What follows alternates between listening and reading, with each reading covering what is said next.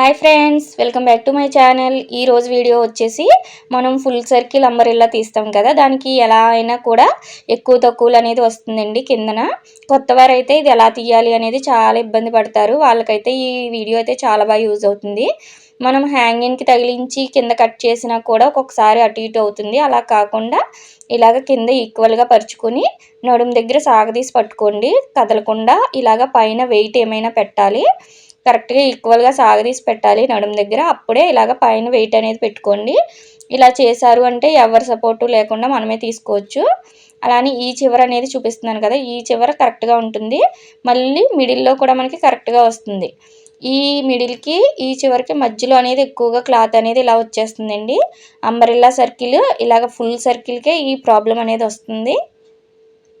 చూసారు కదా, అప్పుడు ఇలాగా నేను అడ్జస్ట్ చేస్తున్నట్టు ఇలాగ మిడిల్ అలానే చివర ఒకేలా వచ్చేలాగా ఇలాగ ఎక్స్ట్రా అనేది మొత్తం కూడా మనం ఈక్వల్గా పరుచుకొని పైన అనేది ఎక్కువ సాగదీయకుండా ఇలాగ పట్టుకుని నిదానంగా కిందకి అనేది అడ్జస్ట్ చేసుకోండి. అప్పుడు మనకి ఎక్కువ క్లాత్ అంతా కూడా ఇలాగ కిందకి అనేది వచ్చేస్తుంది. చూస్తున్నారు కదా, ఎక్కువగా కొత్త వారికి అయితే ఇది ఎలా తీయాలి అనేది చాలా కన్ఫ్యూజ్ అవుతారండి. వాళ్ళకైతే ఇది బాగా యూజ్ అవుతుంది.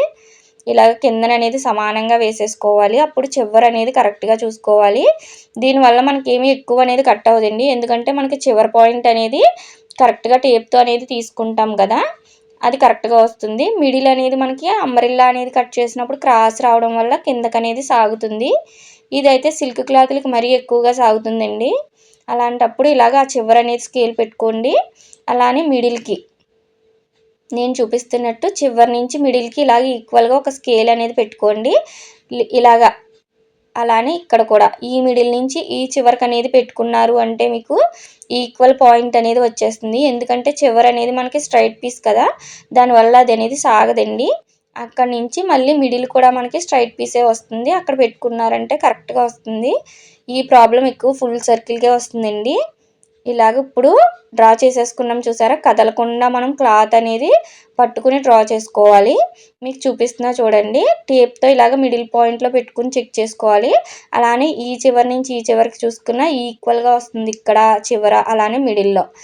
ఇలాగ మిడిల్లో అంతా కరెక్ట్గా వచ్చింది అంటే మనం ఎంత అయితే తీసుకున్నామో అంతా కరెక్ట్గా వస్తుంది.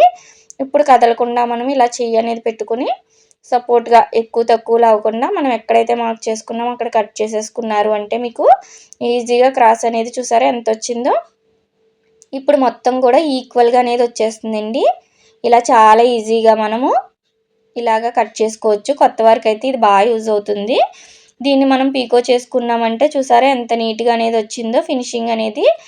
ఎక్కువగా ఇలాంటి సిల్క్ శారీస్కి జారిపోయే క్లాత్లకి ప్రాబ్లం వస్తుందండి ఫుల్ సర్కిల్ తీసినప్పుడు. ఇలాగ తీసామంటే మనకి చాలా నీట్ ఫినిషింగ్తో ఇలా అనేది వచ్చేస్తుంది అంబ్రెల్లా అనేది. మీకు ఈ వీడియో నచ్చితే లైక్ చేయండి.